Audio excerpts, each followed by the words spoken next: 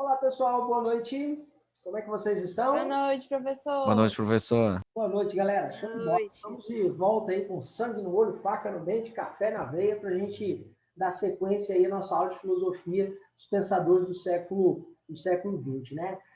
E na nossa última aula nós paramos tratando de nada mais nada menos do que o grande filósofo Jean-Paul Sartre, filósofo francês, né? A gente viu lá, só para a gente fazer uma breve recapitulação de Jean-Paul Sartre, porque a gente parou no meio ali, né? Do chamado a existência que precede a essência, né? A gente parou nesse tópico especificamente. O Jean-Paul Sartre ele postula o chamado existencialismo ateu. Ele declara que Deus não existe e que nós não somos determinados por nenhuma força sobrenatural, que existe e que necessariamente a existência precede a essência. Primeiro você existe, depois você define a sua essência, quem você é de fato, o que você é, e seu destino, etc, etc. Porque você mesmo é livre, então você é dono do seu próprio destino. Não há nenhuma força sobrenatural, não há nenhum poder sobrenatural, não há nenhum ser onipotente, onipresente, onisciente que vai influenciar na sua vida. Então, primeiro você existe, depois você define o que você é, segundo Jean-Paul Sartre, né? E o Sartre nos diz que o ser humano é um ser de liberdade, de escolhas, e que essa mesma liberdade de escolha gera angústia, né?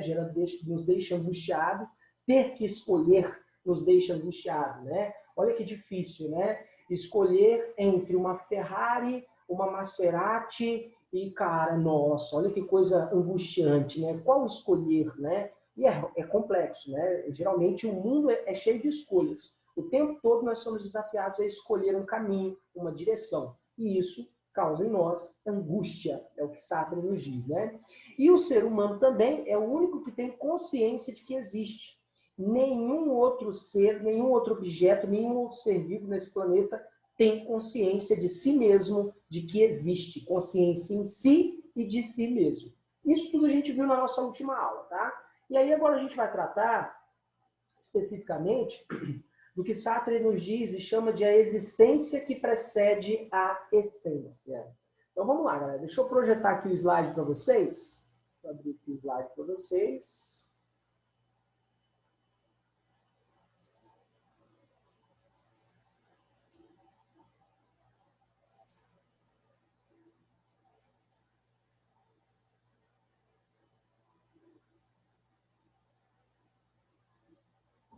Beleza, pessoal. Todo mundo consegue visualizar o slide aí? Está aparecendo? Sim. Beleza, então. Qualquer dúvida, tenham toda a liberdade aí para liberar o microfone e perguntar quando vocês quiserem achar melhor, tudo bem? Então, o que o Jean-Paul Sartre quer nos dizer quando ele afirma que, necessariamente, a existência precede a essência, tá? O que ele quer nos dizer, o que ele quer nos ensinar com essa máxima, né? Com essa ideia, né? Primeiro nós existimos, eu e vocês, seres humanos de carne e osso, né? Alguns com sangue, outros, né, nem tanto, outros com cérebro, outros nem tanto. Primeiro você existe, né? E só depois que você existe, você define quem será. E tomando consciência de si e também do mundo que te cerca. E ele destaca, nenhum animal tem consciência do mundo, nenhum outro animal desse mundo tem consciência de si mesmo. Só nós temos consciência de nós mesmos e consciência do mundo onde vivemos. Então não existe, segundo Sartre, nada que venha a definir a nossa existência. Nós vivemos na mais absoluta liberdade. O Freud, que nós vamos estudar hoje ainda, nós vamos chegar em Freud, Sigmund Freud vai duvidar disso, ele vai contestar essa ideia, né? O Sigmund Freud vai dizer que vai trazer para nós a ideia do subconsciente e que o subconsciente determina o consciente. E já vamos falar sobre isso, tudo bem? Bom, e outro conceito também em Jean-Paul Sartre é o conceito de liberdade. A liberdade traz consigo responsabilidade e angústia, né? Por que traz responsabilidade? Porque nós vamos fazer escolhas. E ao fazer escolhas, nós seremos responsáveis pelo nosso futuro e também pelo futuro das outras pessoas que estão à nossa volta. Então, galera, né, todas as vezes nós somos desafiados a fazer escolhas frente a esse mundo que vivemos. Então, quando fazemos escolhas, nós somos responsáveis pelos desdobramentos dessa escolha. Eu sempre digo para o meu aluno, você é fruto das suas escolhas. Você será fruto do que você escolher. Você pode escolher, né? Estudar, se dedicar, focar, mesmo com todas as dificuldades do ano, tenha certeza, você vai colher esses frutos futuramente. Ou não, você pode estudar, escolher desistir. Ah, está tão difícil, pandemia, isolamento, aula remota. Ah, vou desistir. Você vai colher os frutos dessa sua escolha. Então, toda escolha determina que o indivíduo tem responsabilidades. E que nós vamos colher frutos das nossas escolhas o tempo todo. Né? O tempo todo. Você é fruto das suas escolhas, eu sou fruto das minhas escolhas. E isso que é liberdade, segundo Jean Paul Sartre. Então, nós somos livres e a nossa liberdade traz responsabilidade, ao mesmo tempo que traz responsabilidade, também traz angústias. Porque, repito, é angustiante ter que escolher, ter que fazer escolhas. Eu fico imaginando como deve ser difícil para vocês, porque eu já passei por essa situação, como deve estar sendo difícil para vocês estarem chegando próximo ao Enem e vocês precisam escolher o curso que vai definir a vida de vocês. Isso é profundamente angustiante, porque é uma escolha que teoricamente não se pode errar. Ok? Teoricamente, eu estou dizendo, tá? Nada lhe impede de errar e tentar de novo. Mas, teoricamente, você não pode falhar, não pode errar. Então, você tem que fazer uma escolha certeira, que vai definir o seu futuro. Então, a liberdade traz consigo responsabilidade e traz consigo angústia. É o que nos ensina o Jean Paul Sartre. E somos livres para sermos o que quisermos ser. Ok? Olha que interessante isso. Nesse mundo de possibilidades, nós somos livres para sermos o que quiser ser. Então, se você quer ser um médico, cara, você é livre para ser. Ah, professor, mas é difícil, a prova de medicina, meu irmão. Nada nesse mundo vai ser fácil. Você vai ter que nadar contra a correnteza. Você vai ter que ter foco, dedicação, empenho, estudo. Ah, professor, quer fazer engenharia. Difícil, né? Difícil, claro, com certeza. Mas é o seu sonho, é o que você ama, é o que você quer fazer? Então, cai de cabeça. Sabe? Vai nadar contra a correnteza, vai estudar, vai perder a hora de sono, vai devorar livros. Se é isso realmente que você quer, então vá atrás. Tá? Você é livre para fazer o que você quiser. E isso demanda, repito, responsabilidade e angústia. E a liberdade, ela rompe com toda forma de determinismo. Ah, professor, eu sou burro, né? Eu nasci burro. Não, não existe isso não, galera. Existem pessoas que têm mais facilidade de aprender matemática e existem pessoas que têm um pouquinho de dificuldade. As pessoas que têm um pouco de dificuldade vão ter que estudar, forçar um pouquinho mais, vão ter que estudar um pouquinho mais. Esse é um fato. Eu, por exemplo, tenho mais facilidade de ler e assimilar o conteúdo de uma leitura, por exemplo. Tenho mais facilidade com a área de humanas. Tenho mais um pouquinho de dificuldade com a área de matemática. E, claro, né? Às vezes a gente determina o nosso futuro por aquilo que a gente tem mais facilidade. Mas se você quer engenharia e tem dificuldade com matemática, então, cara, cai de cabeça, vai estudar matemática, vai devorar matemática. Né? Não existe nada que determine você. Ah, eu nasci assim, professor. O famoso complexo de Gabriela, né? Eu nasci assim, eu sou mesmo assim, eu vou ser sempre assim, Gabriela, né? Não existe isso, galera. Tá? É você, sua liberdade e o que você quer para o seu futuro. Então, essa é a ideia que Jean Paul Sartre nos traz. Outro conceito muito interessante do Jean Paul Sartre é a má fé. Tudo bem até aí, galera? Alguma pergunta nos conceitos de liberdade? Tudo. Pode falar. Por que traria angústia? Eu não entendi essa parte. Vamos lá. Imagine que você está de frente para um momento importante da sua vida, que é a inscrição para a prova do Enem ou para uma prova de vestibular. E nesse momento você vai ter que escolher o seu curso. O curso que vai definir a sua vida, a sua profissão, seu futuro. E várias opções. Quanto mais opções, inclusive, maior é a angústia. Então, frente às escolhas que fazemos pelo mundo, isso gera angústia em nós. Entende isso? Ok? Sim, professor, obrigada. Ok, beleza. Quer ver um outro exemplo? Né? Olha, um exemplo que gera, né? Pega as 3 coisas que você mais ama fazer, né? E tente escolher uma delas. É difícil. Por que é difícil? Porque você ama as 3 e você sempre vai tentar colocar na balança aquela que será melhor. E ao tentar fazer isso, esse exercício de colocar na balança, isso gera angústia. Não que isso seja ruim, muito pelo contrário, isso é o barato da vida, galera. Porque se a vida fosse tudo mar de rosas, seria o ó do Borogodó. Se tivesse só uma direção, só um caminho, seria muito chato. É justamente a liberdade, a opções de vários caminhos, vários cursos, que torna a vida um barato. Dá a você a oportunidade de escolhas. É o que Jean-Paul Sartre nos destaca. Tudo bem? Beleza, galera? Ok. Dúvidas? Vamos lá?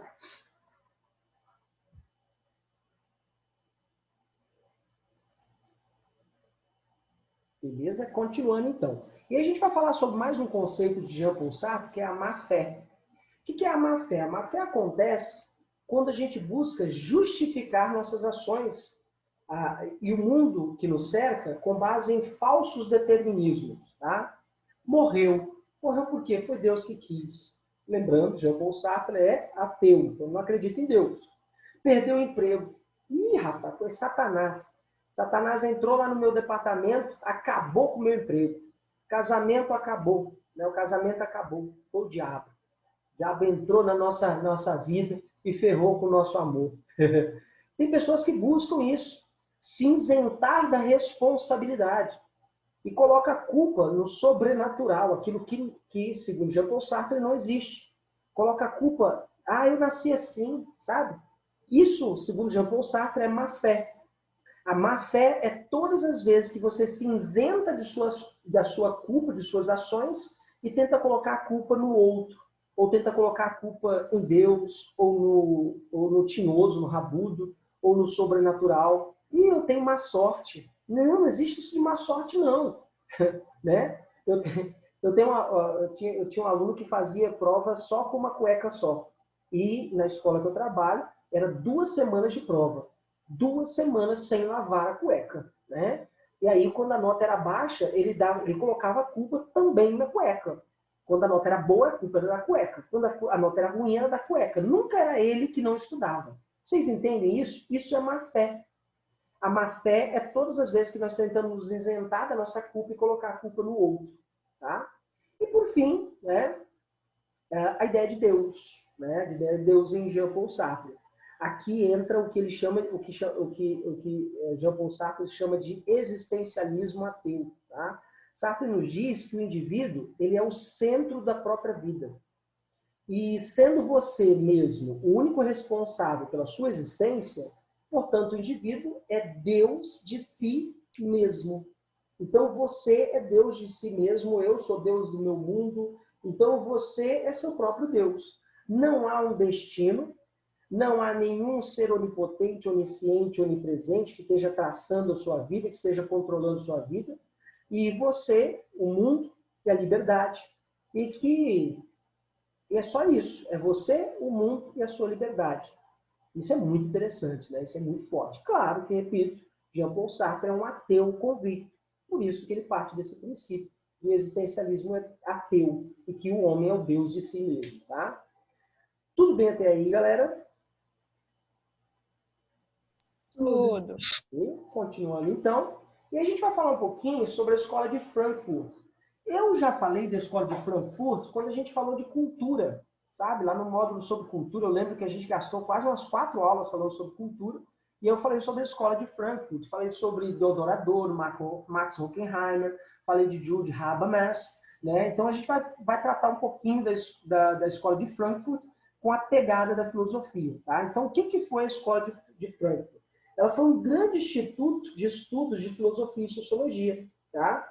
Resumidamente, ela foi fundada em 1923, na Universidade de Frankfurt, na Alemanha, e era um instituto de pesquisa social. Originalmente, surgiu como um instituto de pesquisa social. E foi fundada por sociólogos que tinham tendência, que tinham teor e teoria, defendiam a teoria marxista. E os 3 grandes nomes dessa corrente da Escola de Frankfurt foi Theodor Adorno, Max Horkheimer e Jude Habermas. Esses autores, eles não tinham nenhuma pretensão e interesse de fazer uma revolução socialista, apenas de produzir e reproduzir e divulgar conhecimento científico com base na análise, na interpretação marxista, né? E em seus estudos, na sua chamada teoria crítica, eles buscaram compreender o capitalismo no século XX, eles buscaram aplicar as ideias de Marx para tentar analisar e compreender a sociedade, compreender a realidade a partir da filosofia, eles tentaram fazer isso, tentaram estudar a lógica da sociedade de massa, da indústria cultural, nós vimos isso na nossa aula sobre cultura, né? E fizeram uma crítica àquilo que eles chamaram de razão instrumental.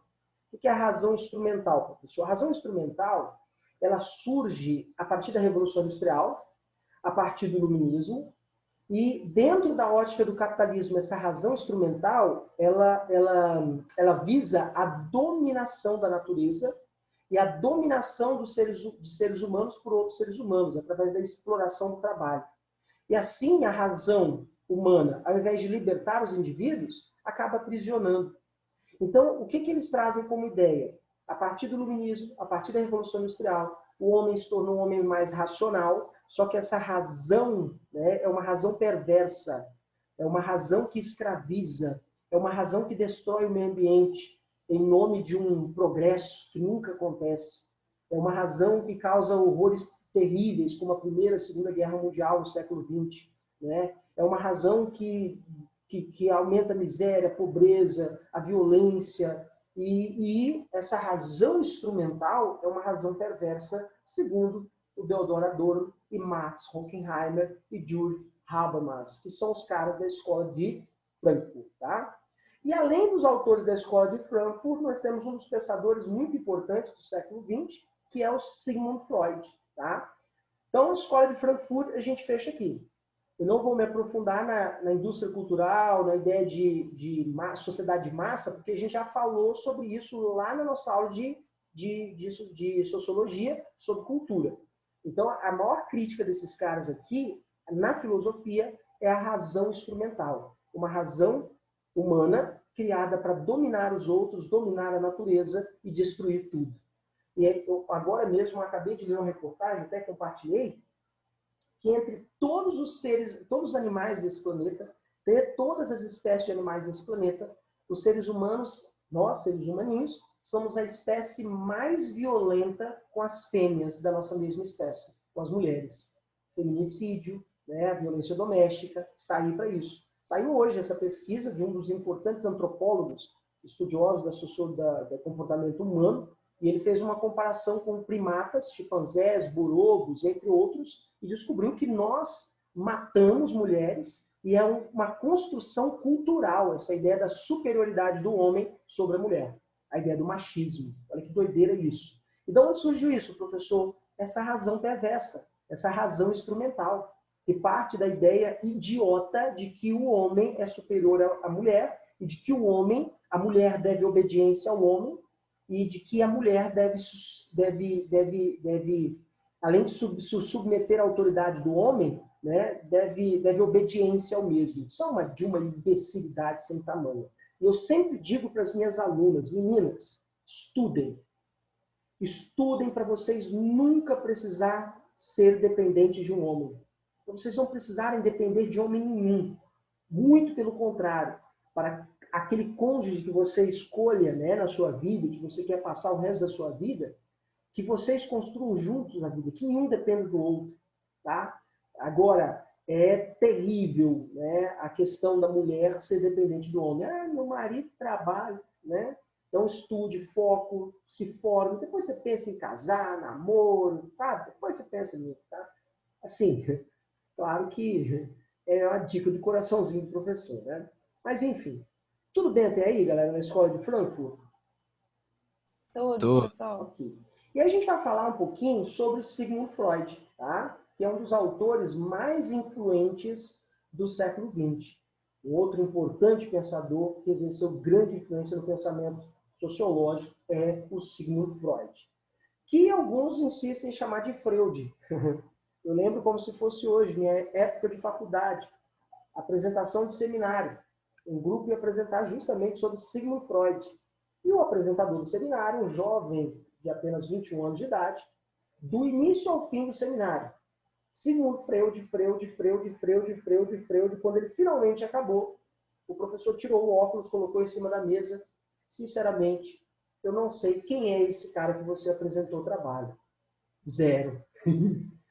Justamente por errar a pronúncia do nome do Freud. Né? Então, embora esteja escrito Freud, se pronuncia Freud, tá, gente? Enfim, quem é Sigmund Freud, tá? Deu vontade de morder o cotovelo. Pessoa se apresenta no seminário, filé, redondinho, só errou o nome do cara, a pronúncia do nome do cara. O professor vai lá e te dá zero. Pessoa trauma, né? Enfim. Quem é Sigmund Freud, tá, gente? Ele é o pai da psicanálise.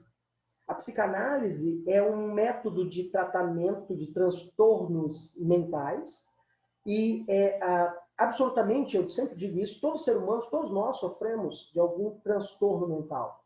E a maior parte das vezes nós nem percebemos que sofremos desses transtornos.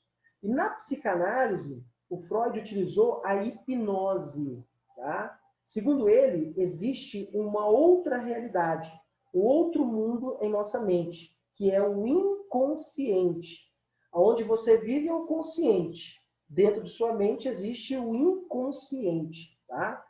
E eu sempre digo, né, digo que todos nós um dia deveríamos sentar no divã e conversar com um especialista, um psicanalista ou um psicólogo. Você tinha que, pelo menos uma vez, não sei se alguém aí já frequentou, eu já fui inclusive hipnotizado. Eu duvidava, eu era cético que não seria possível, tá? Já fui inclusive hipnotizado. E foi uma experiência muito importante. Me fez entender algo que eu vivia ainda na barriga da minha mãe, sabe? É algo surreal você ter traumas da sua infância ou da época que você ainda estava no ventre da sua mãe. E eu tive que fazer esse processo, né, de hipnose e foi muito bom para mim, me ajudou muito a compreender quem eu sou hoje, pelo que eu passei e também compreender aquele momento, por que aquele momento era tão difícil, né?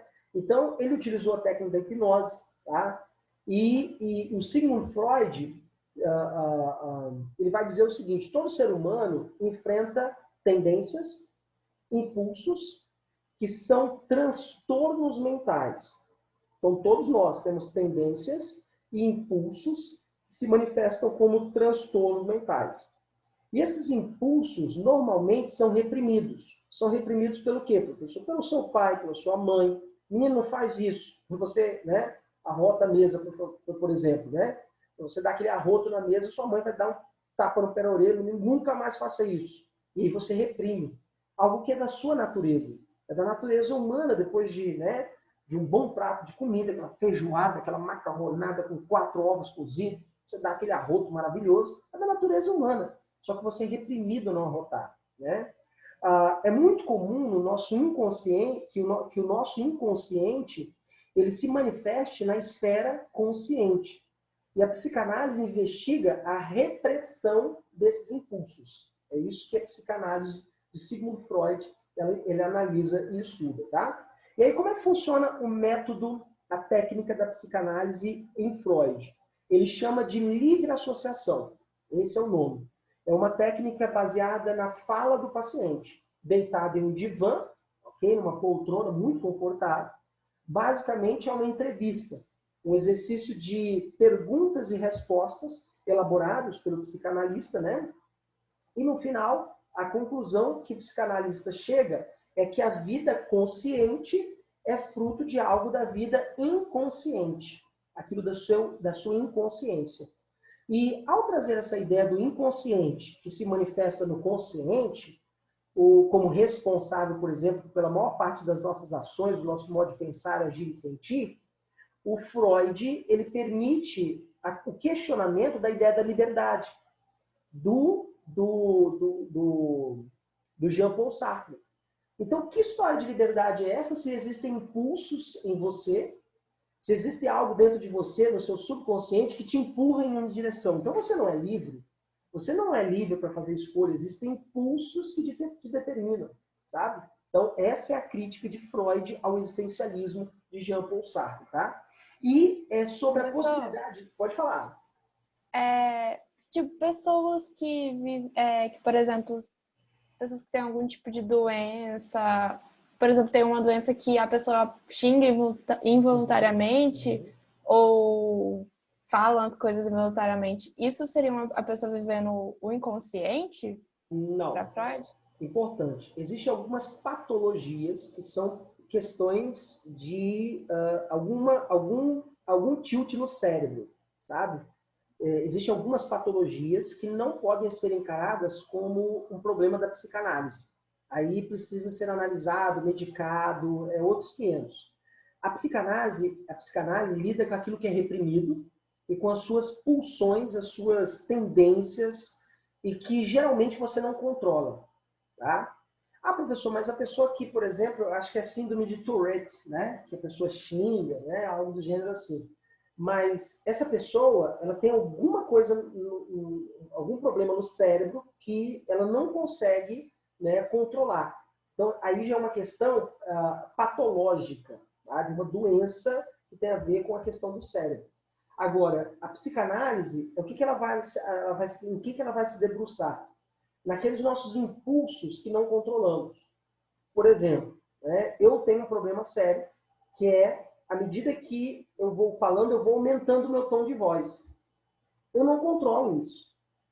E, claro que vocês tiveram poucas aulas comigo em sala de aula, mas aqueles que lembram da minha aula em sala de aula, lembram que eu falava alto, gritava, corria por lá, falava para aqui, tá, lá. Por quê? Porque eu não controlo isso. Ah, professor, mas é da sua natureza. É o meu subconsciente. Isso, querendo ou não, ao longo de 6 aulas do dia, 6 aulas de manhã, 6 aulas da tarde, 6 aulas da noite, à noite eu estou exausto. Porque ninguém consegue manter o tom de voz alto, correndo para um lado para o outro, falando alto, dando a aula e tal. Ninguém consegue manter esse ritmo por, sei lá, 15 aulas. E aí eu tive que aprender a controlar um pouco isso. Um pouco. Eu era mais, pra vocês terem uma ideia. Tá? Quem lembra da minha aula presencial, quem pegou as nossas primeiras aulas, porventura, acho que lembra que eu era um pouquinho, né, hiperativo. Né? Então, essa questão é uma questão do meu subconsciente. E todos nós temos algo, uma manifestação do subconsciente, que se manifesta no consciente, e às vezes a gente nem se dá conta. Né? Manias de limpeza, por exemplo. Sabe manias de limpeza? Pessoas que não toleram coisas sujas, né? Pessoas que gostam de tudo muito organizadinho, sabe? Então, esse tipo de coisa deve ser estudado e analisado por um psicanalista, né? A gente vai chegar a falar sobre as patologias, sobre as neuroses e as doenças mentais. A gente vai chegar já, tá? Tudo bem? Tudo, professor. Beleza? Ok. Então, galera, ao trazer essa ideia, repito, de que o inconsciente se manifesta no consciente, o Freud acaba contestando a ideia de liberdade. Tá? Será mesmo que somos livres? Se existe algo no nosso inconsciente que controla o nosso consciente? Aí, segundo Freud, existem 2 mundos. Existe o mundo consciente. Oi, pode falar? Então, para ele, esses impulsos determinariam o ser humano? Exatamente. Talvez não toda a nossa vida, mas algum momento da nossa vida, nossa escolha foi determinada por esses impulsos. Ok? Quer ver um impulso que o Freud destaca que é o mais importante de todos? A sexualidade, o libido. Não à toa você não controla, né, o prazer. Né? Não tem como controlar o prazer, nem o homem nem a mulher. Né? Quando tem um parceiro que lhe atrai, sexualmente falando, você tem um impulso, desejo sexual. Isso não é controlado. Os biólogos dizem que isso é da natureza humana para que a gente possa perpetuar a espécie. Porque se a gente controlasse os impulsos sexuais, provavelmente o ser humano não faria sexo, porque sexo é doloroso, nem sempre é prazeroso e é nojento. Então, o ser humano fresco não faria sexo. Agora, como o impulso sexual não é controlado, automaticamente nós podemos perpetuar a nossa espécie. Essa é a explicação da biologia. A psicanálise diz que os impulsos sexuais estão no nosso subconsciente. E algumas pessoas não conseguem controlar esses impulsos e praticam pedofilia, estupro. Né? É nesse quesito, nesse ponto, que a psicanálise estuda e analisa e estuda. Tudo bem? Ok, galera? Sim, professor. Beleza. Aí a gente vai chegar nessa parte aqui, que é muito didática, e vocês vão entender melhor o que eu quero dizer, o que na verdade eu não, né? O que o Sigmund Freud está querendo dizer e nos explicar. Tudo bem? Deixa eu abrir um ponteiro aqui, opção de ponteiro. Caminho. Beleza. Então, o que Freud nos diz? Que existem dois mundos. O mundo do consciente, aquele mundo que você tem certeza e você tem convicção de tudo que acontece, e o mundo do inconsciente, que você não tem certeza, não controla, são os impulsos, os desejos, as vontades, os prazeres, que às vezes foge ao seu controle. Entende? Então existem, repito, dois mundos dentro de nós e fora de nós. Ele se manifesta por dentro e por fora. O mundo do consciente geralmente está aqui. Ó. Eu tenho consciência de tudo que está acontecendo. Tenho consciência de vocês são meus alunos, vocês estão na casa de vocês, estão estudando, focado, dedicado. Tenho consciência de mim como professor, de onde eu estou. E por que isso é possível? Porque eu tenho consciência. Agora existe aquilo que é o inconsciente. Está aqui, ó. Aqui em algum lugar aqui, e que determina, por exemplo, às vezes, os meus desejos, minhas vontades e meus prazeres. Tá? Então vamos lá, vamos por parte. A vida psíquica, segundo Freud, é dividida em 3 instâncias. O id, o superego e o ego. O id, também chamada de isso, é o inconsciente. O superego, né, que é o supereu, que é um pouquinho do consciente e um pouquinho do inconsciente. E o ego, que é o consciente. O ego é o eu, né? O eu. O ego sou eu, tá? Então vamos lá, vamos de novo aqui, ó. Tem um desenhozinho aqui atrás que mostra mais ou menos isso. Assim como um iceberg está no meio do oceano, existe lá uma pontinha que aflora, né? E você vê aquela parte. Mas além daquilo que está à vista, existe aquilo que você não consegue ver, que está por debaixo da água. Aquilo que está por debaixo da água é o inconsciente. Aquilo que você consegue ver é o consciente. O superego, o supereu, caminha pelas 2 instâncias. O superego caminha tanto pelo consciente quanto pelo inconsciente.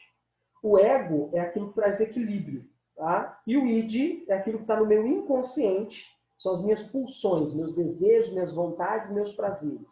Bem? Então vamos por parte. O que é o id? O id é o isso, que é o inconsciente. É formado pelos nossos instintos, é formado pelas nossas pulsões, nossos desejos, nossas vontades, nosso prazer. E segundo Freud, todas as ações humanas são para a busca do prazer. Olha que interessante isso. Você faz o que faz, você busca o que busca, porque você busca sempre prazer. Você quer ter o prazer de dormir numa boa cama, você quer ter o prazer de ter um bom celular, você quer ter o prazer de ter uma noite maravilhosa, um hotel chique, fazer uma viagem maravilhosa. Então, todas as nossas ações humanas, nosso comportamento, são fruto do prazer. E o prazer é um impulso humano. Tá? Às vezes você não consegue controlar, inclusive. Impulsos como pessoas que compram sem controle. Né? A pessoa vai sem dinheiro, mas compra sem controle. Sabe? É um impulso. Isso deve ser tratado pela psicanálise. Tá? Então, nossas pulsões, nosso desejo, nossas vontades, nosso prazer, segundo Freud, geralmente são de origem sexual. Geralmente, a maior parte das vezes, são de origem sexual, segundo Freud. E estão relacionados diretamente com o nosso libido, ok? Que não necessariamente precisa se manifestar, por exemplo, em uma ereção masculina. Não precisa disso. Mas, às vezes, você faz o que faz, pensa como pensa, age porque age, pelo seu subconsciente, libido, pum, acende e você faz aquilo. E existe também o superego, que é o supereu, tá? Que é o segundo nível da vida psíquica, tá? E que lida com a moral social.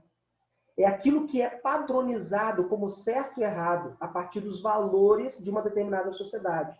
E esses valores, vocês sabem, eles variam de sociedade para sociedade, cultura para cultura, mudam ao longo do tempo, tá? Os valores mudam. Tá? E você, né, e eu também, né, nós temos consciência daquilo que é certo e errado. Ou seja, se nós temos consciência daquilo que é certo e errado, nosso superego está presente. Todas as vezes que você tem consciência do que é certo e o que é errado, significa que o seu superego está aguçado, está funcionando. Quer ver um momento que o superego se manifesta de uma maneira fantástica?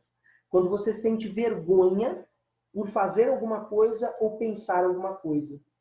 Esse momento é o seu superego que está recriminando os seus impulsos, o id, tá? Os seus desejos, o seu prazer.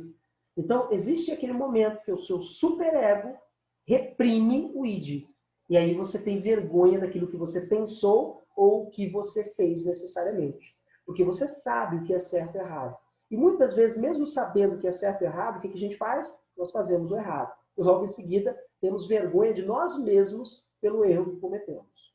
E, finalmente, o ego, que é o eu. Sou eu. Né? É o nível da vida psíquica que é constituído, na verdade, pela parte consciente. E o ego, ele tem a função de administrar os desejos, os instintos, as pulsões, os prazeres, ou seja, o id, o ego, administra o id. E o que ele usa, professor, para administrar o id? Ele usa o superego, ok? Então, eu, para administrar os meus desejos, meus prazeres, minhas pulsões, uso o superego, o supereu, que é a moral, os valores, os costumes, etc. Então, o ego é o momento do encontro do eu com a realidade, o mundo em que vivemos. E frente à realidade que vivemos, esse mundo que vivemos e que temos que fazer escolhas o tempo todo, né, nós regulamos os nossos impulsos e desejos e vontades para que sejamos pessoas sãs, de sanidade, para que seja possível a vida em sociedade. Porque se todo mundo resolvesse ser guiado pelos impulsos, pelos desejos, pelos prazeres, esse mundo seria um caos, uma desordem completa. Tá? Vamos lá, galera. Perguntas? Dúvidas?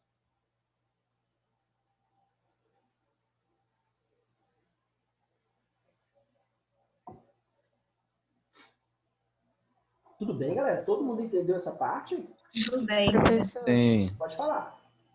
E uma pessoa egocêntrica teria a ver com isso? Importante.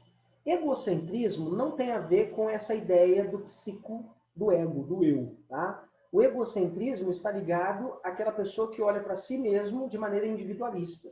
Então, não está necessariamente relacionado com o psico. Tá?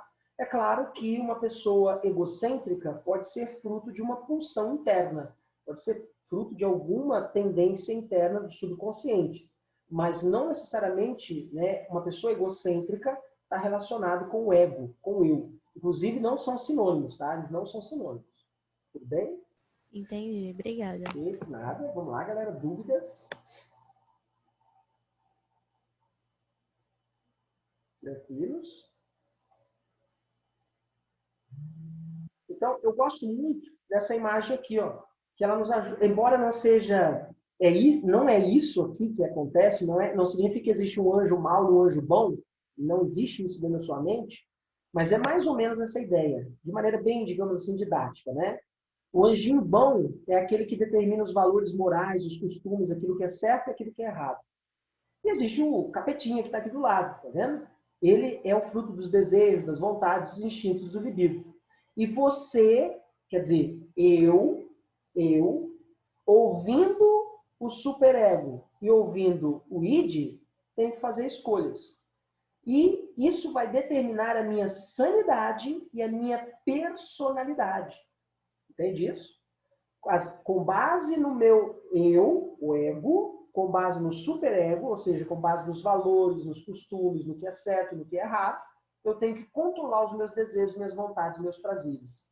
Ou seja, isso significa que eu tenho responsabilidade. O ego é muito responsável.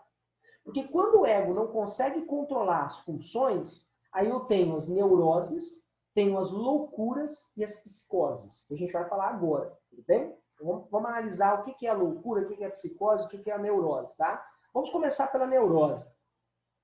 A neurose, galera, segundo a psicanálise de Freud, ela se manifesta quando eu, o sujeito, não consigo administrar o id. Eu não consigo administrar minhas vontades e meus desejos e meus prazeres. E eles se manifestam, por exemplo, né, o prazer de comprar. Eu não consigo controlar e vou comprando compulsivamente. É um problema. Entende isso? O indivíduo que é um estuprador, que não controla o seu libido sexual, não controla e pratica estupros. e esse cara tem problemas, ele tem alguma neurose que deve ser tratada. Então, todas as vezes que eu não consigo administrar o id com o meu superego, com os valores morais, eu sofro de neuroses. Agora, o que é a loucura e a psicose, professor? A psicose é denominada loucura ou comportamento de louco. Tá? Então, todo psicótico ele tem um comportamento de louco.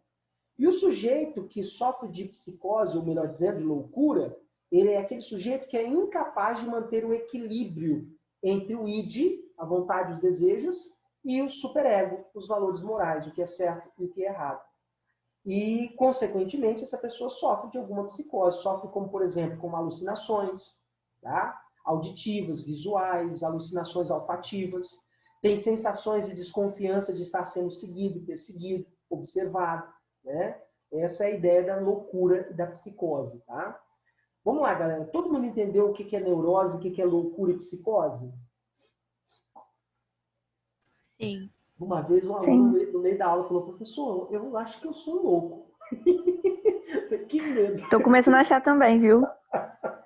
No meio dessa aula, uma vez um aluno falou, acho que eu sou louco. Professor, Pode falar. pode acontecer o contrário também, quando o superego ele reprime demais o ideia de causar alguma doença? Quando o superego reprime demais o id, é uma neurose. Ah, você está neurótica. Né? Ah, eu não vou lá não, que pode ser perigoso. Ah, para com essa neurose. Né? Não vai acontecer nada não. Vocês já ouviram isso, né? A pessoa que tem muito cuidado com tudo que vai acontecer, tem medo de tudo, sabe? Ela quer muito controlar tudo. E a vida, gente, às vezes as coisas fogem do controle. Então, as pessoas que também não conseguem equilibrar essa questão da balança, podem sofrer também de neuroses. Né? Professor, Pode falar. a questão da limpeza, a obsessão pela limpeza, né, entraria na neurose? Isso, entraria numa neurose. É uma pessoa que ela não consegue equilibrar isso aqui, ó, os valores morais. Para ela, tudo que tiver limpo, o mais limpo possível é o correto. E aí, é claro que tem momentos que você está cansado, que você não quer arrumar nada, você não quer limpar nada, né? E você quer só descansar. E essa pessoa não se preocupa com isso, ela quer se preocupar em tudo limpo, muito limpo, muito limpo. E ela tem horror de qualquer coisa suja. Então, essa pessoa tem dificuldade em controlar o superego. E aí, ela sofre de uma neurose. E o psicanalista pode cuidar desse tema, pode ajudar essa pessoa. Né?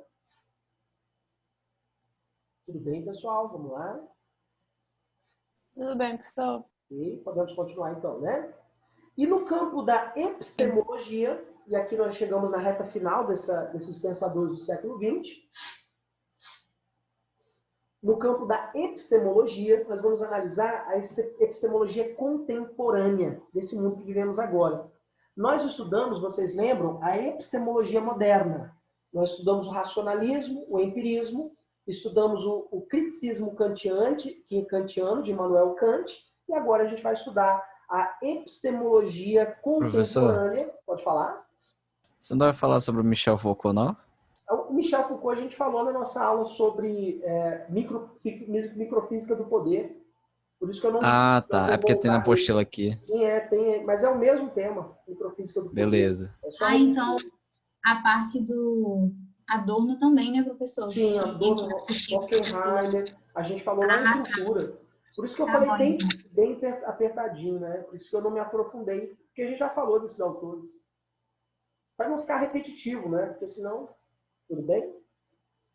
Beleza? E aí, galera, né, a gente vai tratar agora da epistemologia moderna de dois autores muito importantes, que é o Karl Popper e o Thomas Kuhn, tá? Os dois maiores filósofos da epistemologia contemporânea. É bem verdade que vocês não ouvem muito falar desses caras, mas pode ter certeza que daqui uns 50, talvez 100 anos, esses caras serão tão famosos quanto René Descartes, John Locke, Isaac Newton, Francis Bacon, Immanuel Kant, o Thomas Kuhn e o Karl Popper. O que esses caras fizeram para a epistemologia contemporânea? Só para a gente lembrar, o que é epistemologia, né? Episteme, conhecimento. Logia, logos, estudo. É o estudo do conhecimento.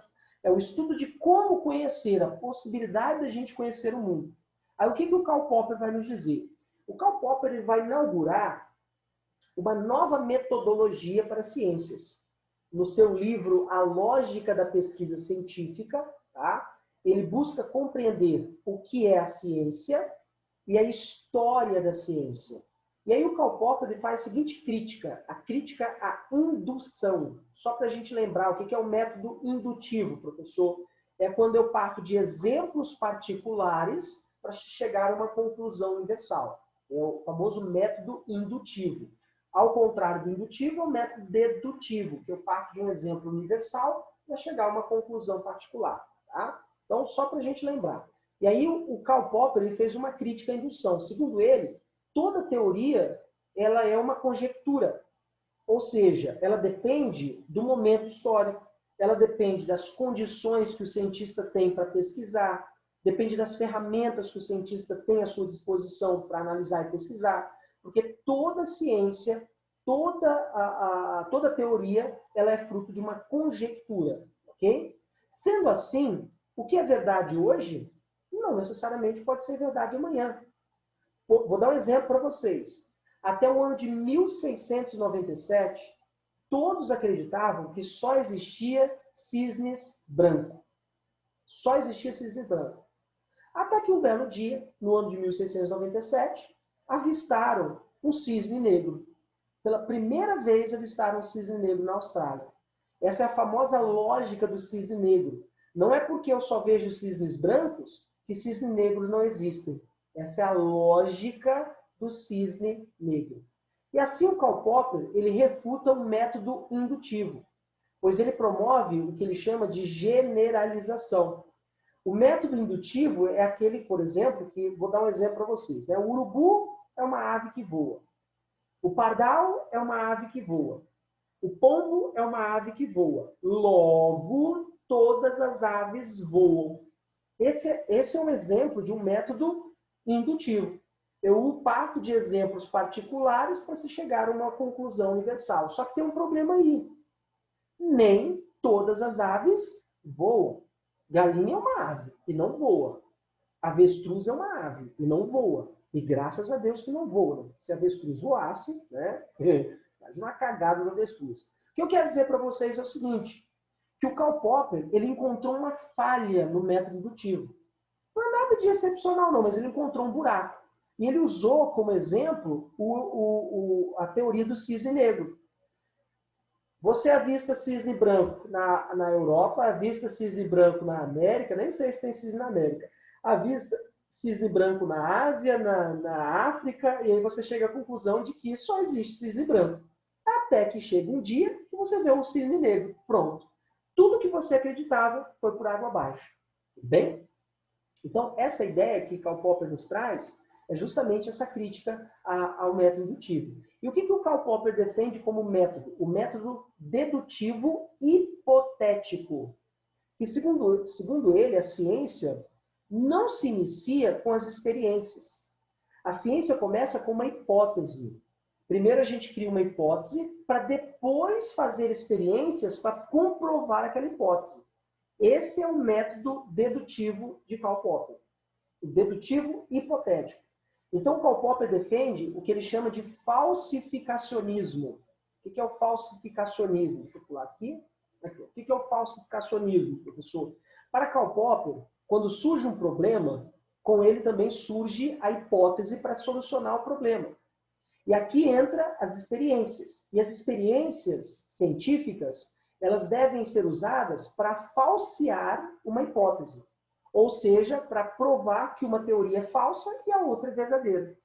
É essa a ideia do método que o Karl Popper defende.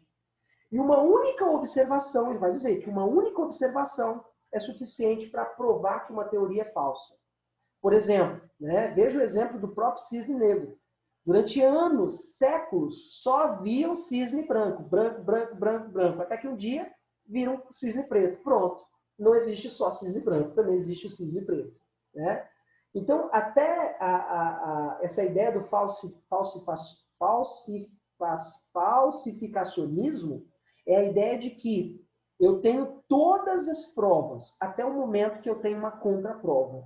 Até o momento que surge uma teoria que pode falsificar aquela minha teoria. E para Karl Popper, isso é ciência. Quando eu posso falsear uma teoria. Quando finalmente eles viram o primeiro cisne negro, eles falsearam a teoria de que só existia cisnes brancos. Tudo bem, pessoal? Todo mundo entendeu? Vamos lá, perguntas. Tranquilo. Professor, Pode falar. eu não entendi a parte que você falou que ele defende o método dedutivo, é isso? Isso, ele defende o método dedutivo hipotético. Primeiro você levanta uma hipótese, surge um problema para você. E aí, quando surge um problema, você não faz experiências direto. Você faz o quê? Primeiro você cria uma hipótese para depois fazer as experiências para comprovar ou falsear aquela hipótese. Esse é o método que ele defende para ciências, né? Tudo bem? Entendi, professor. Ok, beleza. Perguntas, vamos lá. E o outro autor, igualmente também importante para a epistemologia contemporânea, é o filósofo norte-americano, professor da Universidade de Massachusetts, eu amo esse nome, Massachusetts, eu acho um nome muito bonito, o Thomas Kuhn. Tá? E o Thomas Kuhn argumenta que toda ciência é uma atividade histórica, social e humana. A ciência nasce de uma comunidade científica. Ela é resultado de uma visão de mundo. Portanto, olha que importante isso. O que é ciência hoje, não necessariamente pode ser ciência amanhã. Quer ver um exemplo? Durante muito tempo, todo mundo acreditava que o racismo científico era uma ciência. Lembra do racismo científico que a gente estudou? Racismo científico partiu do pressuposto que existe diferença de raças entre nós seres humanos. Entre raça branca, negra, índia e etc. E aí a ciência evolui e hoje descobrimos que não existe diferença entre raça e seres humanos. Porque todos nós somos da mesma raça, a raça humana. Então, a ciência ela é filha do seu tempo histórico. E aí, para o Thomas Kuhn, o método científico, ele implica em aplicar o juízo de valores, formados a partir de paradigmas. O que são paradigmas, professor? É tudo aquilo que serve como um modelo, um exemplo, um padrão. Tudo aquilo que serve como modelo, um exemplo, um padrão, é um paradigma. Quer ver um exemplo de modelos, de paradigmas? O empirismo, o racionalismo, o positivismo, o marxismo, o liberalismo, o existencialismo. São exemplos de paradigmas, são exemplos de modelos, de padrão. O capitalismo é um paradigma. O capitalismo é um modelo de sociedade. O neoliberalismo é um paradigma. Tá? Então, o tempo todo, esses paradigmas, eles determinam o pensamento humano, eles influenciam no modo de agir, pensar e sentir de nós seres humanos e acaba influenciando a ciência, a produção da ciência, tanto a produção quanto a sua reprodução. Tudo bem? E aí, o que o Thomas Kuhn defende? Né? O Thomas Kuhn ele faz uma distinção entre ciência normal e ciência extraordinária. Isso é muito legal, essa distinção. O que é a ciência normal, professor? É aquela que evolui normalmente, continuamente, né, acumulativa, leva adiante os próprios paradigmas, sabe? Isso é uma ciência normal. Agora, o que é uma ciência extraordinária? É aquela que é capaz de mudar a maneira das pessoas verem o mundo, conceberem o mundo, é aquela capaz de mudar um paradigma. Vamos pegar um exemplo? Durante séculos, a humanidade acreditou que a Terra era o centro do universo. 1600, Giordano Bruno foi queimado na fogueira. Galileu Galilei quase foi para a fogueira, por acreditar que a Terra, por acreditarem que o Sol estava no centro do universo. Então, frente ao paradigma, né, do geocentrismo, surge o heliocentrismo. Isso, segundo Thomas Kuhn, é uma ciência extraordinária. Frente ao paradigma do feudalismo, né, predominantemente cristão, né, do mundo feudal predominantemente cristão, surge o paradigma do capitalismo, mais racional, que se desdobrou no Renascimento, se desdobrou no Iluminismo. Né? Frente ao paradigma do liberalismo, do capitalismo industrial, surge o paradigma do socialismo. Isso é ciência extraordinária, segundo Thomas Kuhn. E é assim que se produz ciência de fato, segundo Thomas Kuhn. Todas as vezes que a gente consegue romper com o paradigma. Hoje, por exemplo, vivemos no paradigma do capitalismo. Será que algum dia vai surgir uma opção frente ao capitalismo? Tentaram Tentaram com o socialismo. Deu certo? Não deu certo. O capitalismo sobreviveu. Será que algum dia nós vamos conseguir, de fato, construir uma sociedade diferente dessa ideia que temos hoje de sociedade capitalista, burguesa, exploratória, desigual? É um desafio para um novo paradigma, né? Tudo bem, pessoal? Perguntas? Tudo bem, professor. Beleza. Vamos lá, então. Deixa eu fechar aqui. E aí a gente fecha o último capítulo aqui de... Opa, vou descartar aqui. O último capítulo de filosofia e vamos para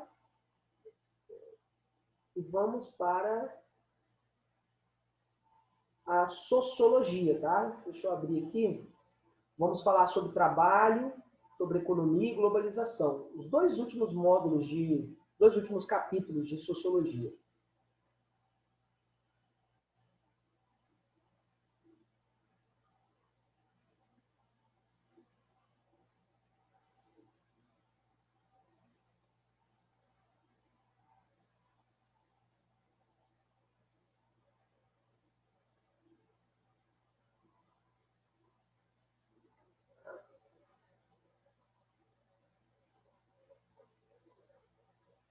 Beleza, galera. Tá aparecendo para vocês aí?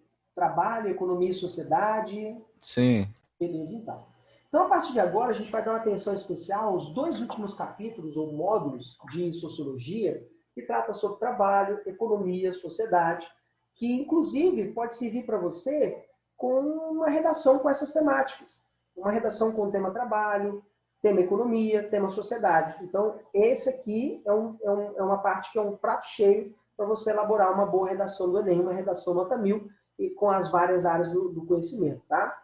E vamos começar pelo trabalho. Vamos começar definindo trabalho. Deixa eu projetar aqui em tela cheia. Aí. Vamos começar definindo trabalho, tá? O próprio Karl Marx vai nos dizer que o trabalho nos humaniza. O trabalho é o que nos diferencia dos animais. Nenhum outro ser vivo nesse planeta transforma a natureza para a sua sobrevivência ou necessariamente para o seu prazer. Só nós desenvolvemos trabalho manual, físico ou intelectual e produzimos, transformamos a natureza e transformamos o nosso mundo. Tá? Então a vida humana é uma vida essencialmente do trabalho. Para onde você olhar aí no ambiente que você está, quer seja no seu quarto, no escritório, numa sala, deitado na cama ou não, para onde você olhar, você vai ver algo que é fruto do trabalho humano.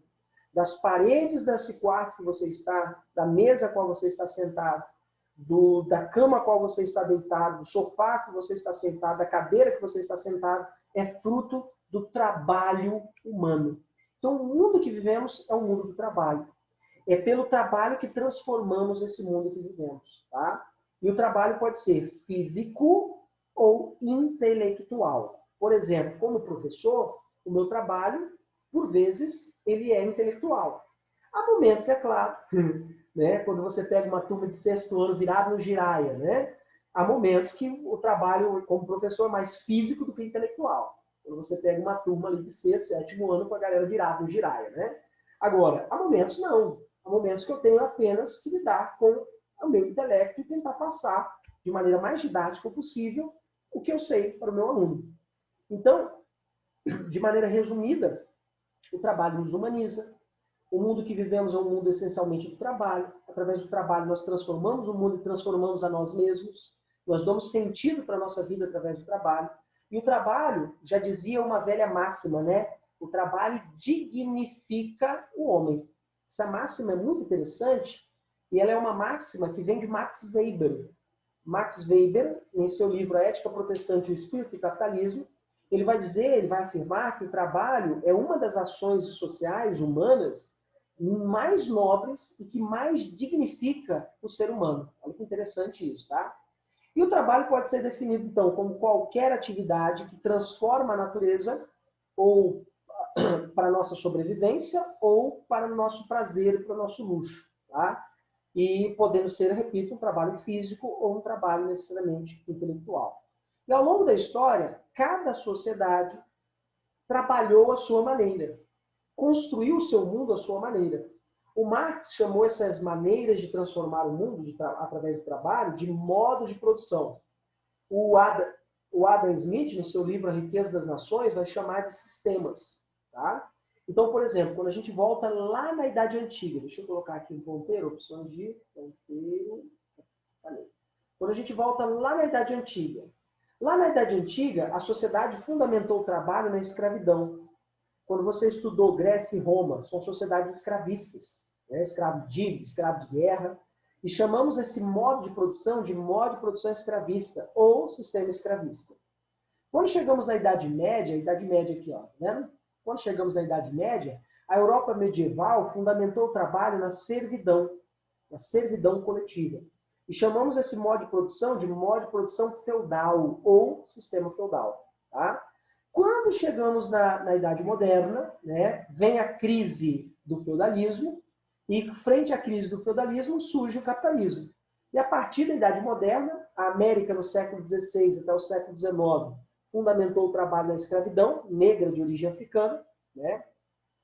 A partir da Idade Contemporânea, a Revolução Industrial promoveu a passagem da manufatura para a maquinofatura e promoveu também uma maior mecanização e divisão social do trabalho. E fez surgir, por exemplo, o trabalho assalariado, e não mais o trabalho escravo. E junto com o trabalho assalariado, né, surgiram uma nova classe social, o proletariado, que é aquele que vende sua força de trabalho em troca de um salário.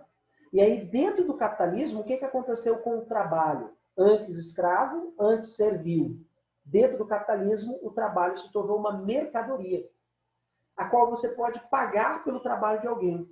Você pode, por exemplo, me contratar como seu professor particular. Então, você pode pagar pelo meu trabalho. O que é isso, professor? É o meu trabalho se transformando numa mercadoria. Então, você vai a uma loja e você compra um relógio. Né? Ou seja, você paga por uma mercadoria. Você também pode pagar pelo trabalho de alguém. E isso é fazer do trabalho uma mercadoria. Quando é que esse fenômeno acontece, professor? A partir do capitalismo. A partir do capitalismo, o trabalho se transforma em uma mercadoria. E o capitalismo pode ser dividido em 3 fases. Né? O capitalismo comercial ou mercantil, também chamado de pré-capitalismo, tá? Que começa lá no século XV e vai até o século XVIII. E aí ocorre a Revolução Industrial, no século XVIII, 1750. O capitalismo que antes era comercial se torna capitalismo industrial.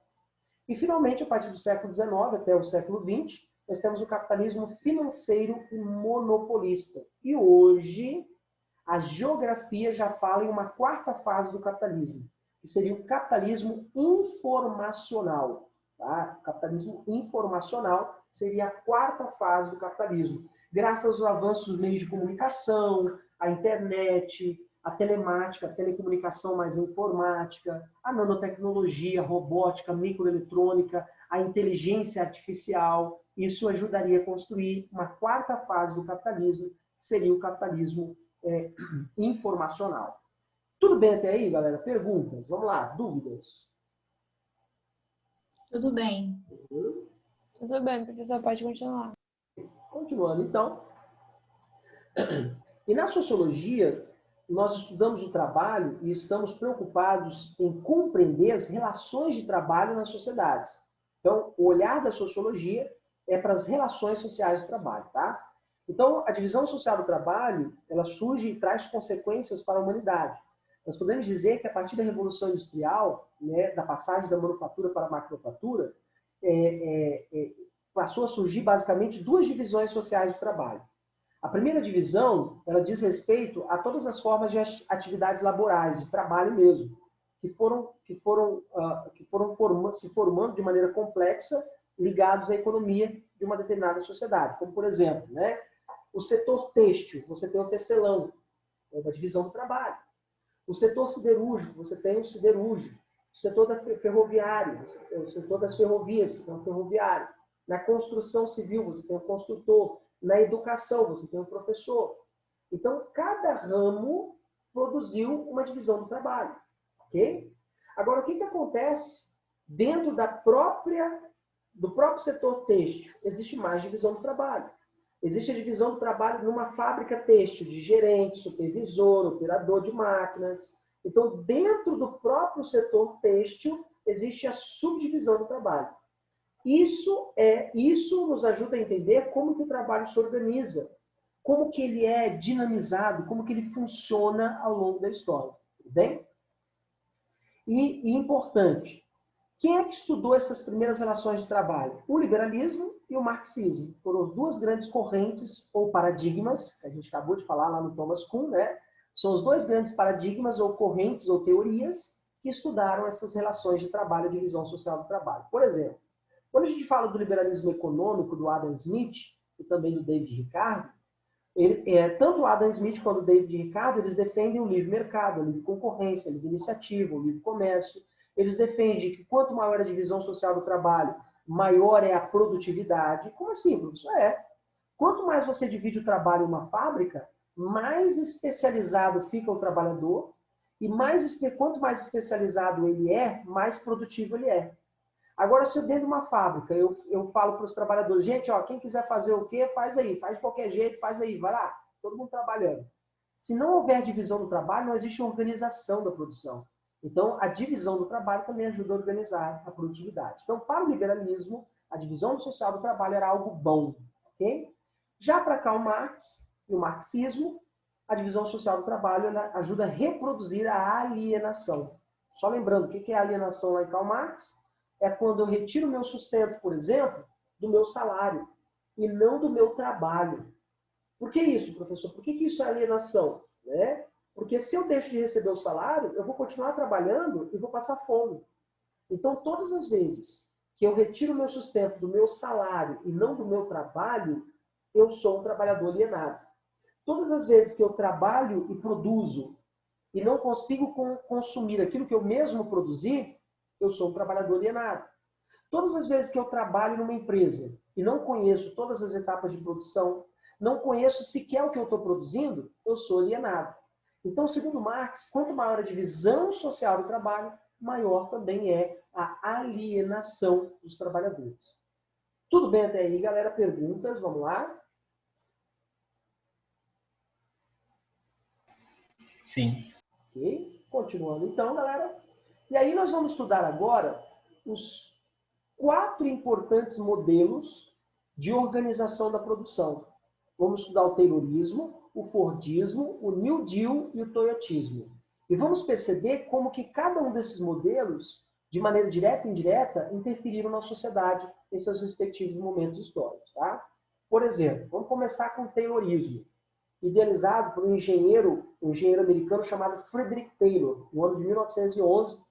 O Frederick Taylor descobriu o seguinte, que enquanto ele estava lá na fábrica dele, seus funcionários, seus operários trabalhavam com uma beleza.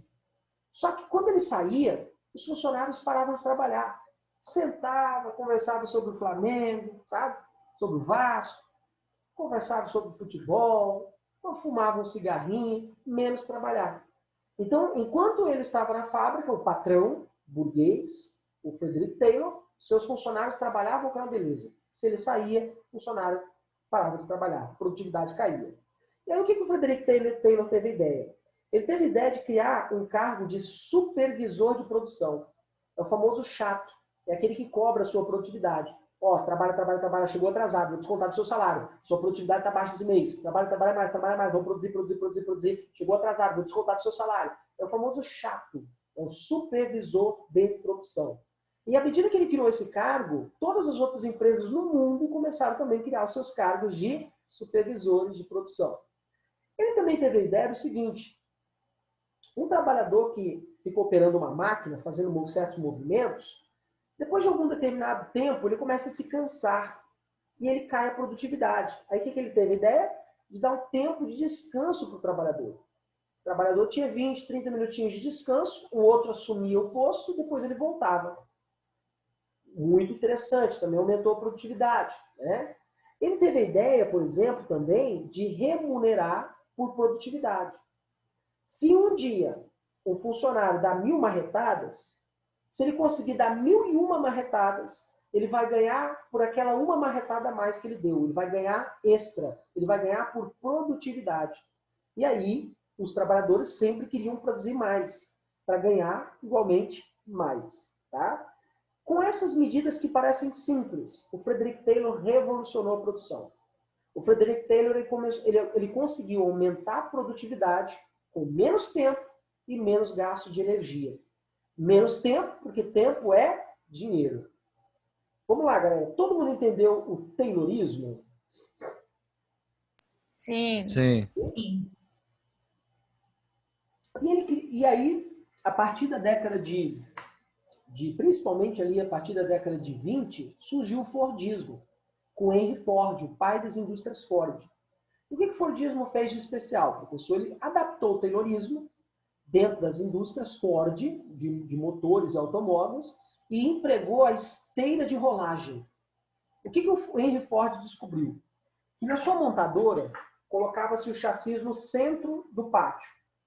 15 funcionários. Um corre para um lado, outro corre para o outro, bate cabeça, se tromba, um se engana. Não, eu estou fazendo isso. Não, vou fazer também. E ninguém se entendia. O carro demorava 72 horas para ficar pronto. 3 dias para ficar pronto. Aí ele teve a ideia de colocar uma esteira na linha de montagem, na fábrica, e o chassi andava em cima dessa esteira. E ao longo do percurso desse chassi, um único funcionário só colocava a roda. Aí o chassi andava, o único funcionário parafusava as rodas. O chassi andava mais um pouquinho, o único funcionário encaixava o motor. O chassi andava mais um pouquinho, o funcionário encaixava a porta. E, com o final disso tudo, um automóvel ficava pronto em 4 horas. Em apenas de 72 horas para apenas 4 horas, um automóvel estava pronto. Isso revolucionou a produção. Por isso que o Ford T, o bom, bonito e barato, era um carro tão fácil de acessível, barato de se comprar. Por isso que o Ford T revolucionou os transportes, né? Enfim. E aí, galera, né? Consequentemente, o que acontece com o Fordismo? Produção em série, produção em massa, a maior divisão e especialização do trabalho, e isso ocorre porque o Fordismo exige esse tipo de trabalho. Só que aí veio a crise de 29, a crise de 29 abalou todo o sistema capitalista, levou à falência de milhares de empresas, e aí o Fordismo perdeu espaço, um novo modelo econômico de produção, que é o New Deal. Muito provavelmente você já estudou lá na História Geral a crise de 29. A crise de 29, que foi causada por superprodução e subconsumo. A maior crise do sistema capitalista de todos os tempos. E aí, para solucionar a crise de 29, o Franklin Delano Roosevelt, então presidente dos Estados Unidos, lançou o New Deal. O New Deal, resumidamente, significaria no Estado intervindo na economia. E o momento em que o Estado garantiria direitos básicos, como direito à saúde, à educação, à previdência. Esse modelo em que o Estado garantiria o acesso das pessoas à saúde, à educação, à previdência, por exemplo, ficou conhecido como o Estado de Bem-Estar Social, o Welfare States, tá? O Estado de Bem-Estar Social. De onde veio esse modelo produtivo? Professor, do New Deal. Partindo da crença de que se o trabalhador estivesse saudável e feliz, ele era mais produtivo. Essa é a crença do New Deal, do Estado de Bem-Estar Social. Só que o Estado de Bem-Estar Social, a partir da década de 70, começa a entrar em crise, entra em declínio. Na década de 70, o modelo do Welfare State, né, ele enfrenta uma crise econômica terrível, causada principalmente pela baixa lucratividade das fábricas, das empresas, e o mundo entrou em recessão econômica. Esse momento, não sei se vocês lembram, estudaram também ou na geografia ou na história, está relacionado com a crise mundial do petróleo, 1973, a guerra do Yom Kippur, em que os países árabes, membros da OPEP, Organização dos Países Exportadores do Petróleo, aumentaram o preço do barril de petróleo em 400%. Essa crise afetou todo mundo, inclusive o Brasil. No Brasil, para vocês terem uma ideia, né, o governo brasileiro criou o programa Pró-Álcool, tá? E houve o fim do milagre econômico do regime militar brasileiro, graças a essa crise da década de 70. Tá? Então, é esse momento. Essa é a conjuntura histórica. E aí, essa crise de recessão econômica exigiu a reestruturação do modelo capitalista, que graças aos avanços da nanotecnologia, da eletrônica e da robótica, permitiram o desenvolvimento de um novo modelo de produção, que seria o toyotismo. E o toyotismo ele surgiu nas fábricas da Toyota, nas fábricas japonesas da Toyota, na década de 70. E foi um modo de produção criado para substituir o Fordismo, para ser uma opção frente ao Fordismo.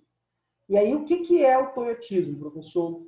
Com o toyotismo, nós temos uma maior exploração da mão de obra, com uma maior flexibilização do trabalho, elimina-se o trabalho repetitivo, exigindo um trabalhador multifuncional. Por exemplo, né, eu sou um trabalhador multifuncional. Como assim, professor? Eu sou professor de filosofia, sociologia e história. História geral e história do Brasil. Ou seja, eu acabo sendo um trabalhador multifuncional.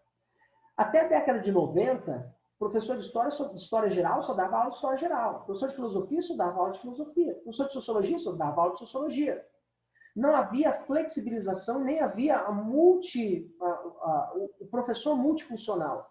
Só que com a chegada do toyotismo, o próprio mercado educacional começou a ficar exigente. E aí eu tinha que me adaptar. O que eu fiz? Eu era formado em História, pela UFES, corri para fazer a graduação, segunda e terceira graduação. Fiz Sociologia, fiz Filosofia. E com isso, consequentemente, eu sou um professor multifuncional no mercado de trabalho. Dificilmente uma escola ela quer que eu saia dela. Por que eu estou dizendo isso? Estou dizendo isso porque é muito mais vantajoso economicamente para a escola ter um único professor que dá aula de filosofia, história e geografia e sociologia do que contratar 3 professores. Ou seja, quando a escola me contrata para dar as 3 frentes, a escola, na verdade, está economizando. Vocês entenderam isso? Então, o que eu fiz, né, nos anos 2000 e diante? Eu me adaptei à nova realidade do mercado de trabalho, que é o toyotismo. Eu me inseri nessa ideia do toyotismo como trabalhador multifuncional. Eu sou professor multifuncional. E graças aos avanços da tecnologia, como a robótica, a microeletrônica, a nanotecnologia, isso permitiu que empresas reduzissem o seu quadro de funcionário. Por exemplo, quando você olha para uma fábrica da Toyota na década de 90 e nos anos 2000, você só vê braços robôs soldando, encaixando peça, parafusando. É algo impressionante. E um único indivíduo atrás de uma salinha de vidro apertando o botão. Só isso. Tá? Então, além disso, o toyotismo, o que ele permitiu? O toyotismo permitiu, né, uma maior flexibilização da produção, ele permitiu a terceirização da contratação de empregados, a redução de custos. E o resultado foi o quê, professor? O resultado do toyotismo foi o desemprego estrutural, o que é o desemprego? Existem 2 formas de desemprego, né? Desemprego estrutural e desemprego conjuntural.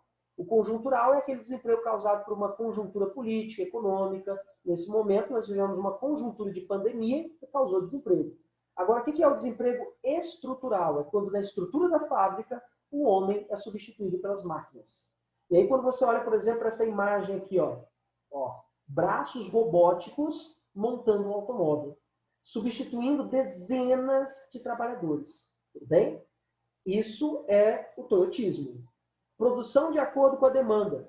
Terceirização, o contrato terceirizado. Subcontratação. Desemprego estrutural. Ok? Ou seja, um mundo totalmente diferente. Um mundo totalmente diferente do que foi o toyotismo, do que foi o fordismo. Tá? Tudo bem até aí, galera? Perguntas? Vamos lá. Tudo bem, professor.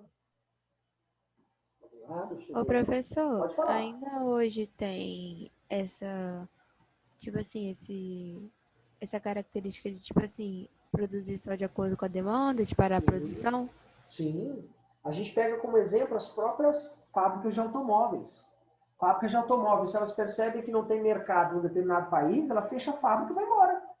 Gera desemprego, gera pobreza, miséria, desemprega dezenas de trabalhadores. Mas ela vai embora. Ela produz de acordo com a demanda. Só uma pausa na produção. Não entendi? Mas, tipo, só uma pausa na produção. Pode ser também, pode, né? Sem problema nenhum. Tudo vai depender do mercado. Nessa ideia a gente chama de just in time, que é uma ideia do próprio toyotismo. O que é o just in time? É o tempo justo. É a produção de acordo com a demanda do mercado, de acordo com o tempo. Se tem mercado, a gente produz. Se não tem mercado, a gente não produz. Essa ideia também está relacionada quando você tem aqueles produtos de série especial ou série limitada. Se produz o mínimo possível para as pessoas disputarem a tapa aquele produto e pagarem caro, inclusive, para aquele produto.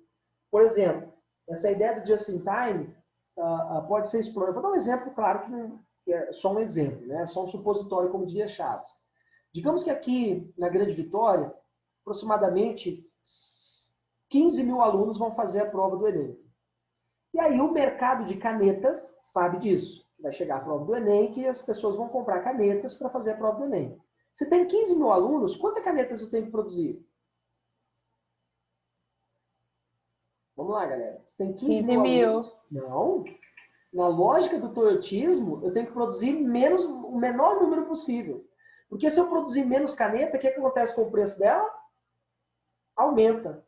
E aí os alunos que vão querer fazer a prova vão disputar essa caneta tapa. Eles vão pagar o preço que for para ter a caneta que faz a prova do Enem. Né? Ou seja, na lógica do toyotismo, eu diminuo a produtividade para eu poder aumentar o preço do produto. É o chamado just in time, que é proibido, tá, gente? É proibido. Só que quem fiscaliza isso? Ninguém fiscaliza, né? Tudo bem, galera? Beleza? Tranquilos? Tranquilo. Beleza. E aí a gente vai falar um pouquinho agora sobre duas grandes teorias desenvolvimentistas e econômicas, socioeconômicas que existiram no Brasil na final da década de 90, final do século XX, basicamente, e existe até hoje também, tá? Que foram importantes teorias socioeconômicas.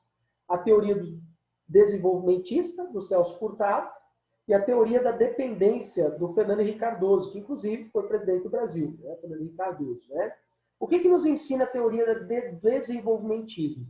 A teoria desenvolvimentista é uma teoria nacionalista, intervencionista, ou seja, o Estado intervém na economia, que defende o desenvolvimento da nação com base nas suas potencialidades, na potencialidade das riquezas da nação. O Estado deve ser responsável pelo desenvolvimento econômico e industrial, com base, por exemplo, na criação das estatais. E aí, quando a gente lembra, o professor Getúlio Vargas criou estatais, né? Getúlio Vargas criou, né? a Companhia Siderúrgica Nacional, a Companhia Vale do Rio Doce, a Companhia de Volta Redonda, a Fábrica Nacional de Motores, criou o Conselho Nacional de Petróleo, criou a Petrobras. Então, Getúlio Vargas ele é um cara da teoria desenvolvimentista? Exatamente. Okay? Então, essa galera que criou estatais, a chamada indústria de base, o Estado que deveria prover os incentivos fiscais, estabelecer planos de metas de crescimento a serem cumpridas. Essa é a teoria do desenvolvimentismo. E existe a teoria da dependência, que é uma teoria do Fernando Henrique Cardoso, que é uma teoria entreguista de base neoliberal. Já já a gente vai falar do neoliberalismo, que defende o chamado Estado mínimo, a mínima intervenção do Estado na economia.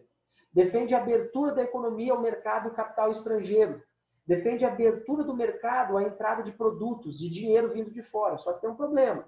Quando chega um produto de fora, se ele for um produto de ponta, ele pode levar à falência da indústria nacional. Porque a indústria nacional, às vezes, não consegue concorrer com o produto que vem de fora.